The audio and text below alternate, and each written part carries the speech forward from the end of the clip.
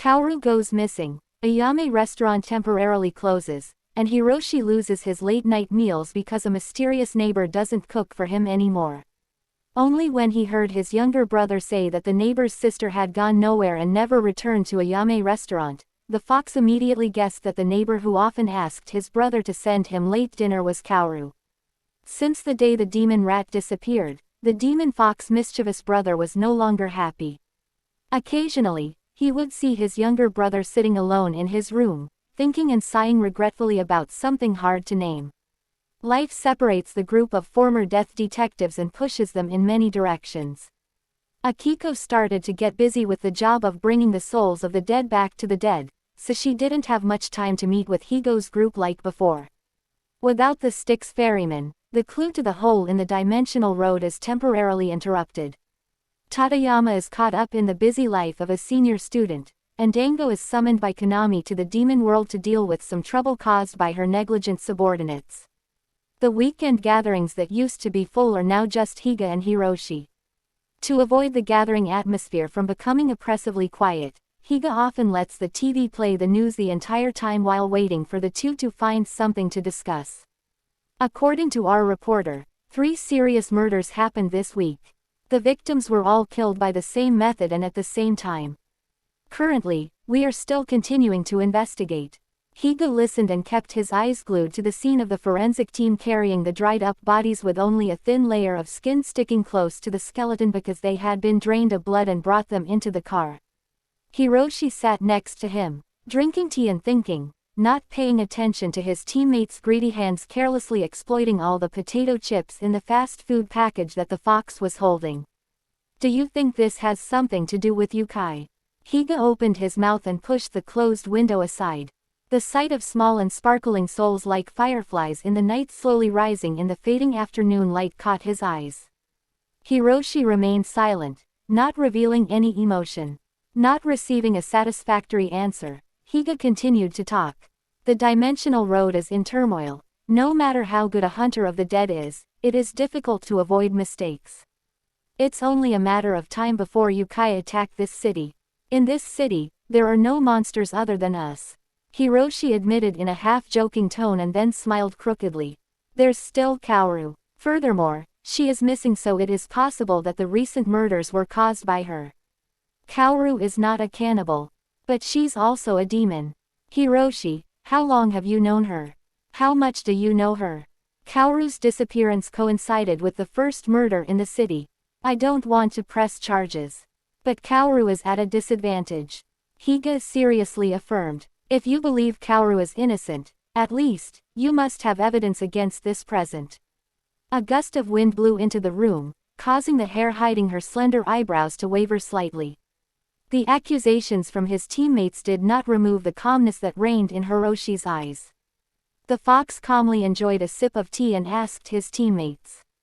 What did you investigate? Among the poisons you researched, there is one that does not kill people but only makes the poisoned person become bloodthirsty. Every day, at the exact time the poison is injected into the body, the poisoned person must use human blood to control the toxin to overcome the pain caused by the poison.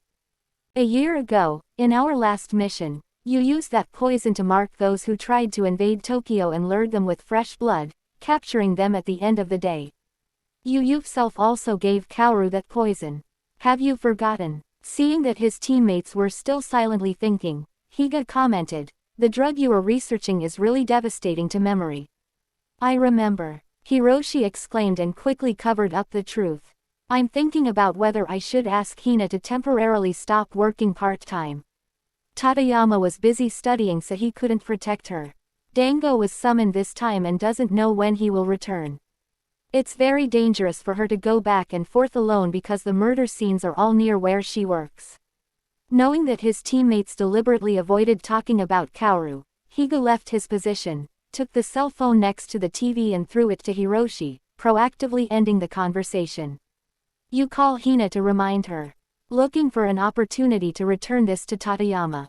He left this at my house 3 days ago. Now I have to talk about this with Chiharu.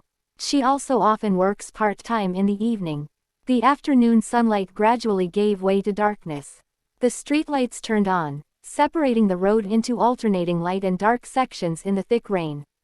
The fox's silhouette loomed in the rain with a blue umbrella covered in a layer of strange yellow light from the street lights. Occasionally, he took out Tateyama's phone to call someone and then quietly put it in his jacket pocket. From the end of the meeting until now, he still couldn't contact Hina. After an hour of searching, Hiroshi still couldn't find Hina on the runway that she often passed. The cold wind carried a strange scent and a chilling feeling passed through his blood-red hair, causing him to stop walking. Someone was following him and quickly hid behind an old tree along the road when the fox demon turned around. Two tall figures surrounded the slender shadow on the road and quickly pulled the lonely figure into a dark corner. No one knew what happened in the dead-end alley until Hiroshi held an umbrella and walked out of the alley with Hina. On the fox demon's lips was a secret smile of a winner. Higa and me called you all afternoon but got no contact. Recently, there have been a few incidents of monsters attacking humans. I felt uneasy so I went to find you. Hina quickly checked her phone and explained in a small, apologetic voice. I don't know. When did my phone run out of battery? I'm so sorry. You have to be a little more careful in the future. Today, if the person looking for you was Tateyama, he would have turned this whole city upside down. Hina bowed her head, her cheeks turned red. Over the past few years, from the time she didn't understand what love was to the day she realized Tateyama's feelings for her, Hina was always confused because she didn't know what to do to repay those sincere and passionate feelings. Hina quietly said yes, then secretly looked at Hiroshi, whispering and admitting, actually, I'm following someone. Looking from behind, that person looks quite similar to Kaoru but in better health, can carry a large sack on her shoulder without anyone's help.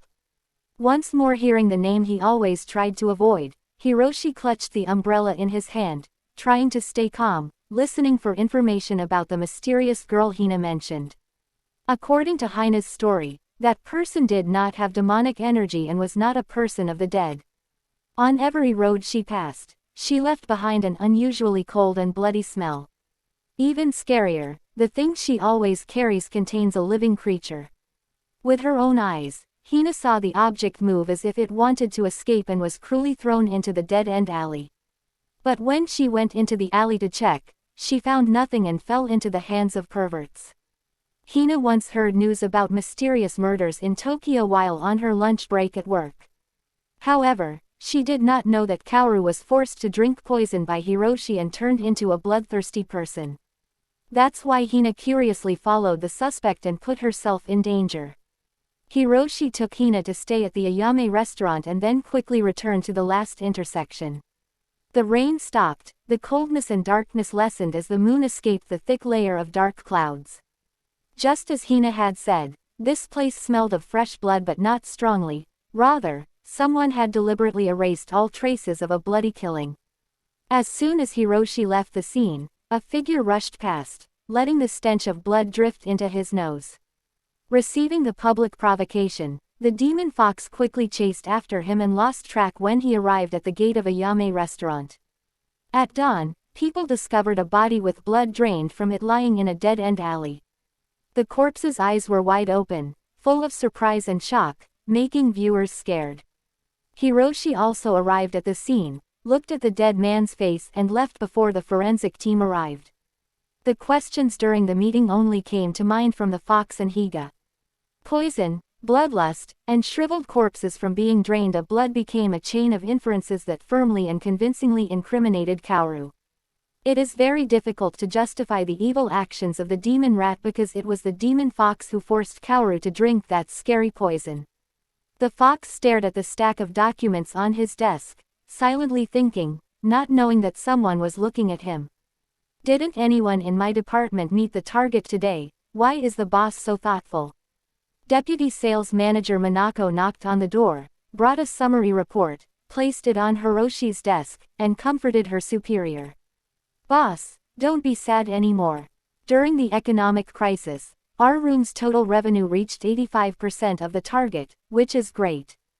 In a few months, once we get through this difficult period, our revenue will be higher than before.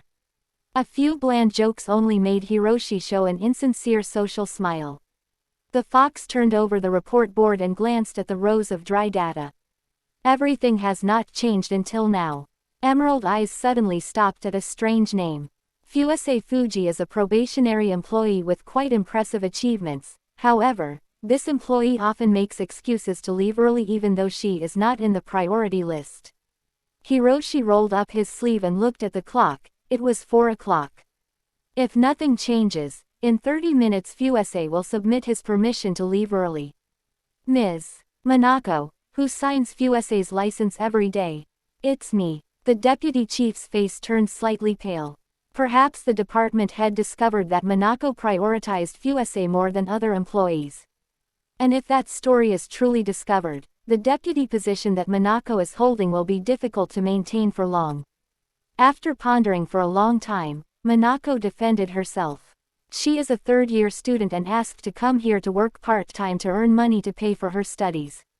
Even though she asked to reserve her study results for 1 year, she still has to learn other skills outside and also take care of her mother who is in the hospital, so I give her a little more priority. Every day, you prioritize Fuase to leave half an hour early, which means accepting the loss of 2 orders, not to mention violating the department's rules. Can you compensate for the damage caused by compassion for others, and your reputation in the sales department? Seeing Minako's face turn pale and her hands tremble with fear, Hiroshi smiled and changed his tone to be friendly. I'm just joking. From tomorrow, I will decide for you Fuase's early departure and late return. Yes, please allow permission from the department head. The deputy manager quietly retreated, on the outside calm but his heart still pounding with fear. Seeing the deputy manager's unusual expression as he walked out of the department head's work area, the other employees were all nervous. They don't dare to ask directly, but only discuss in secret employee chat groups. During lunch break, a notice posted by an employee who specialized in listening to secret news at the place where Hiroshi worked made all employees excited. The department head will visit us at the end of the day. Ladies, adjust your attire and working style. Urgent. Seeing everyone hastily cleaning and adjusting the work corner even though everything was perfect, the new employee was bewildered but did not dare to ask. She also imitated everyone else in arranging their working corners even though she didn't understand what was going to happen. At the end of the day, Deputy Manager Manako was so engrossed in talking to the staff about the rules of conduct with superiors and customers that she forgot about signing early leave permits for new employees. Fuase stumbled into the women's restroom, covered her mouth with her hand, yawned tiredly, then looked out at the sky outside through the 4-hand-sized glass window on the corner of the wall. Sunset had fallen, printing red everywhere and making the hands in the pockets of the uniform jacket clench slightly. A bit of tension was evident on the new employee's face as if he was about to miss something extremely important. A shadow passed by. Fuase's silky red hair, enchanting scent, and the white shirt and black pants outfit of the new employee who had not yet received her uniform caught Fuase's eyes. The young girl watched in bewilderment. The new employee walked leisurely, calmly to the men's restroom and almost went inside if Fuase didn't have time to remind her. Sister, the women's restroom is over here. The new employee turned around, smiled warmly and thanked Fuase for his instructions. They walked together, talked about the company, work and the happy and sad stories that new employees often encounter. Fuase's laughter reached Deputy Manager Minako's ears when the new employee approached the work area. Feeling tense and uncomfortable because she didn't know when the last 10 stressful minutes of the day would end, Manako sternly reminded, Fuase. How many times have I said it? Must keep order in the workplace. Fuase walked in, bowed his head apologetically and explained, yes, I'm explaining the company rules to someone new. She just came in so she's confused about everything. New staff. The entire sales department looked at each other in bewilderment, then turned pale and bowed when they saw the only red-haired senior employee in the sales department enter. The chief is here. A new employee in a white shirt and black pants walked in and happily announced. Fuase looked bewildered at the person he had just instructed and then exclaimed, this sister is the department head. This crazy girl. The head of the department is a man. Deputy Chief Manako sternly reminded again. I accidentally told him to go to the bathroom in the women's bathroom. Fuese mumbled, her cheeks turning red with embarrassment when she heard the giggles. He's more beautiful than any girl I've ever known. The whole sales department couldn't hold back their laughter anymore.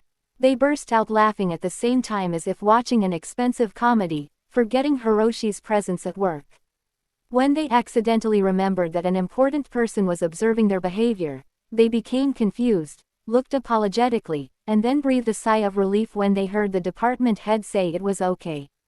Waiting for the noise to subside, Hiroshi began to ask each person in the department and give a few words of advice, encouraging them and the company to overcome the difficulties ahead. That friendliness did not make Fuese feel secure. On the surface, she pretended to obediently listen to instructions, but inside her heart, unpredictable plans were rising. After work, Fuese secretly followed Hiroshi. Coming to a deserted street, the girl was startled to see the suspect suddenly stop walking. The hand that was always hidden in the coat pocket left its hiding place with a red rosé. Even when he felt the opponent's spiritual aura appearing and disappearing, Hiroshi still threatened in a cold voice, "Fuese, come out here. Don't let me change my mind."